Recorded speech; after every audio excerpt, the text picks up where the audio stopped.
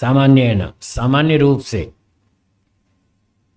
विवाद अभावात लड़ाई झगड़ा मतभेद न होने से, सामान्य रूप से कोई विवाद नहीं है, कोई झगड़ा नहीं है। किस बात में? पुरुष की सत्ता में। हाँ, किस बात में? पुरुष की सत्ता में कोई झगड़ा नहीं है। पुरुष को तो सब मानते हैं, पुरुष आत्मा को भी मानते हैं, परमात्मा को भी मानते हैं। कुछ नास्तिक लोग हैं, उनको छोड़ो, उनका तो दिमाग खराब। नास्तिकों का तो दिमाग खराब। अब कोई यूं कहे साहब ये मकान अपने आप बन गया, उसका दिमाग ठीक है क्या? है जी, खराब है ना। जो कोई मकान अपने आप बनता है, कार अपने आप बनती है, उसका तो दिमाग खराब है। जिसका दिमाग ठीक है वो ऐसे थोड़ी बोलेगा कि मकान अपने आप बनता है। इतनी सारी लंबी लेबर लगी है बिल्डिंग बनाने के लिए, इतने सारे मजदूर, इतने मिस्त्री, इतने इंजीनियर, इतने आर्किटेक्ट लगे हैं, तब जाके बिल्डिंग बनती है। और कोई कहे नहीं नहीं मकान तो ऐसे ही अपने आप बन जाता, तो दिमाग खराब है उसका। जब मकान अपने आप नहीं बनता, कार अपने आप नहीं बनती, घड़ी अपने आप नहीं बनती, फ़ोन अपने आप नहीं बनता, कंप्यूटर अपने आप नहीं बनता, तो ये सारा जगत अपने आप कैसे बन जाएगा? तो इसलिए मोटे तौर पर जिनका दिमाग ठीक है वो लोग ईश्वर को मानते हैं, जिनका दिमाग खराब है वो नहीं मानते। एक व्यक्ति मुझे कहने लगा जी मैं ईश्वर को नहीं मानता। मैंने उससे कहा मैं आपको नहीं मानता। अब बोलो क्या करोगे? मान लो मैं आपसे कहूं कि मैं लालचंद जी को नहीं मानता, तो लालचंद जी रहेंगे या गायब हो जाएंगे? है लालचंद जी? तो फिर मेरे कहने से क्या फायदा हुआ? क्या फर्क पड़ गया कि मैं मानता हूं या नहीं मानता? इससे क्या फर्क पड़ता है? कुछ भी नहीं। अगर कोई चीज है और मैं कहता हूं मैं नहीं मानता, ये तो मेरा पागलपन है, मूर्खता है। तो जो लोग ये कहते हैं मैं ईश्वर को नहीं मानता, तो ये तो मूर्खता की बात। जब ईश्वर है तो आपके न मानने से वो गायब थोड़ी हो जाएगा, बल्कि अपनी मूर्खता का प्रदर्शन कर रहे हैं। ये कहकर कोई कहे मैं सूर्य को नहीं मानता, मान लो सूर्यदास है, उसको दिखता नहीं सूरज, और वो कहे मैं सूर्य को नहीं मानता, तो बताओ गड़बड़ है कि नहीं? तो ये कहना तो पागलपन और मूर्खता की बात है। जो कहते हैं मैं ईश्वर को नहीं मानता, ये तो पागलपन की बात, ये कोई समझदारी नहीं है। जो बात प्रमाण से सिद्ध होती है, बोलिए, उसे मानना चाहिए, हाँ या ना? ठीक है ना? जो बात प्रमाण से सिद्ध होती है उसको मानना चाहिए, और जो प्रमाण से सिद्ध बात को मानता है वो ठीक है, और जो प्रमाण से सिद्ध बात को नहीं मानता वो पागल है। अभी देखो, आप भी कहेंगे वो पागल है। एक छोटा सा सवाल पूछता हूं, आप भी कहेंगे पागल है। 5 को 8 संख्या से गुणा करें तो कितना उत्तर आएगा? जो 40 कहेगा उसको आप कैसा मानेंगे? ठीक ठाक है, इसका दिमाग ठीक है, इसने मैथ्स पढ़ा है। जो 5 अट्ठे 40 मानता है उसका दिमाग ठीक है। और जो, क्योंकि ये प्रमाण से सिद्ध है, गणित विद्या के प्रमाण से सिद्ध है 5 अट्ठे 40। और अगर कोई व्यक्ति कहे कि मैं 5 अट्ठे 40 नहीं मानता, अब बोलो आप उसको क्या कहेंगे? ठीक ठाक कहेंगे या पागल? तो देखो आप पागल कह रहे हो ना। जो प्रमाण से सिद्ध बात को नहीं मानता वो पागल है। ये परिभाषा लिख लीजिए, याद कर लीजिए। जो प्रमाण से सिद्ध बात को नहीं मानता वो पागल है, मूर्ख है। अब जो कहता है मैं वेद को नहीं मानता, बताओ वो ठीक ठाक है? ठीक ठाक है क्या? जो वेद को नहीं मानता वो पागल है। तो ऐसा पागलपन, मूर्खता नहीं करनी चाहिए। जो बात प्रमाण से सिद्ध होती है उसको मानना चाहिए। जब हम साइंस वालों से बात करते हैं और उनसे पूछते हैं कि बताओ ईश्वर है या नहीं, तो वो कहते हैं नहीं है। आज हम एक साइंटिस्ट के पास गए थे, उनसे मिलकर आए, गए थे ना लालचंद जी? हाँ, लालचंद जी और जीतू भाई, मैं तीनों गए थे, आज मिलकर आए उनसे। प्रोफेसर वर्मा जी, साइंटिस्ट वर्मा जी, हाँ, अहमदाबाद आए हुए हैं।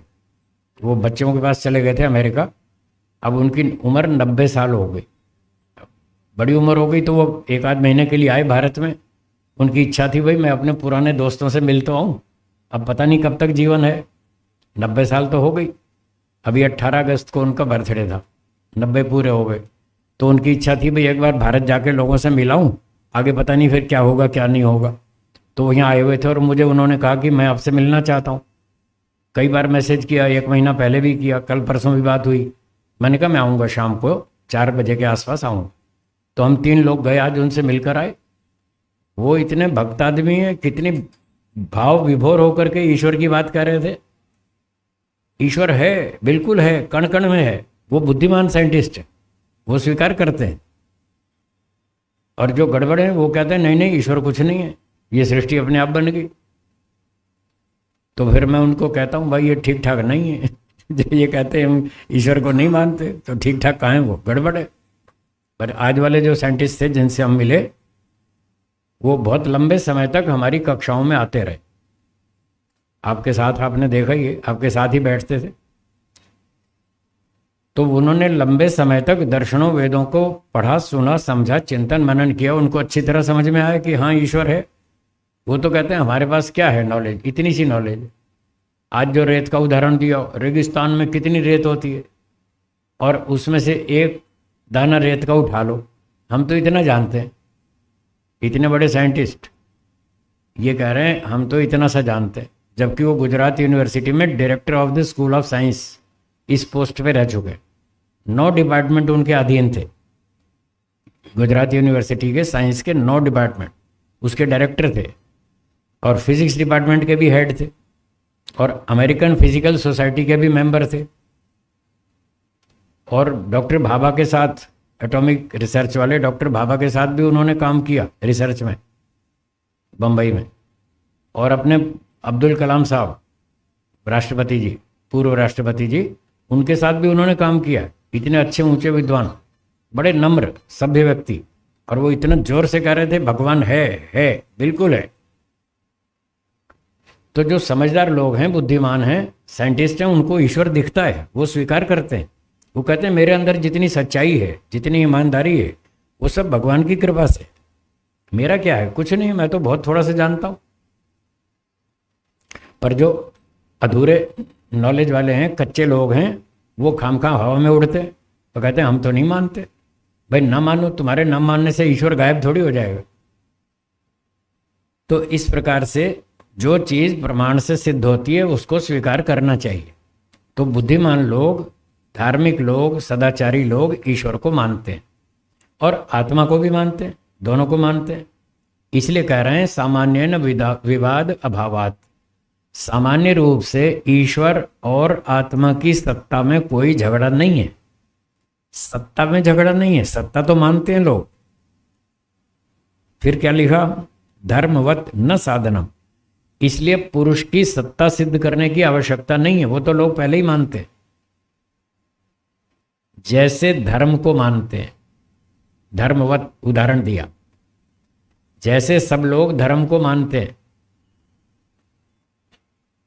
धर्म की सत्ता में कोई झगड़ा नहीं है, धर्म के स्वरूप में झगड़ा है। क्या बोला, दोहराइए। सत्ता में कोई झगड़ा नहीं, सब लोग अपना अपना धर्म मान रहे, चाहे जैसा भी मान रहे, मान तो रहे ना, धर्म को तो मानते हैं। अब वो समझ नहीं पा रहे ठीक तरह से कि धर्म का स्वरूप सही कौन सा है, ये नहीं समझ पा रहे। धर्म के स्वरूप में झगड़ा है, धर्म की सत्ता में झगड़ा नहीं है। सत्ता तो सब मान रहे, इसलिए अपने अपने ढंग से सब पूजा कर रहे, चाहे कोई गलत कर रहा है चाहे सही कर रहा है, जो भी कर रहा है। सत्ता में झगड़ा नहीं है। जैसे धर्म की सत्ता में झगड़ा नहीं है, सत्ता सबको स्वीकार है, ऐसे ही पुरुष की सत्ता में झगड़ा नहीं है, सत्ता सबको स्वीकार है। झगड़ा कहां पर है, स्वरूप में। धर्म का सही स्वरूप क्या, इसमें झगड़ा है। पुरुष का सही स्वरूप क्या, इसमें झगड़ा है। सत्ता में कोई झगड़ा नहीं। यही सूत्र का अर्थ। ठीक है, सूत्र फिर से देखिए। सामान्य न विवाद अभावात। सामान्य रूप से पुरुष की सत्ता में कोई झगड़ा नहीं है, विवाद नहीं है। इसलिए न साधनम, इसलिए उसकी सत्ता सिद्ध करने की जरूरत नहीं है। जिस बात को लोग पहले से ही मानते हैं उसको क्या बताना, वो तो आप मानते ही हैं, पहले से जानते ही हैं। इसलिए हम पुरुष की सत्ता सिद्ध नहीं करेंगे, उसकी आवश्यकता नहीं है। जैसे धर्म की सत्ता सिद्ध करने की आवश्यकता नहीं है, क्योंकि धर्म को सब मानते ही हैं। अब स्वरूप में झगड़ा है, उस पर बात करेंगे कि पुरुष का स्वरूप कैसा है। पुरुष में यहाँ दोनों बातें हैं, आत्मा और ईश्वर।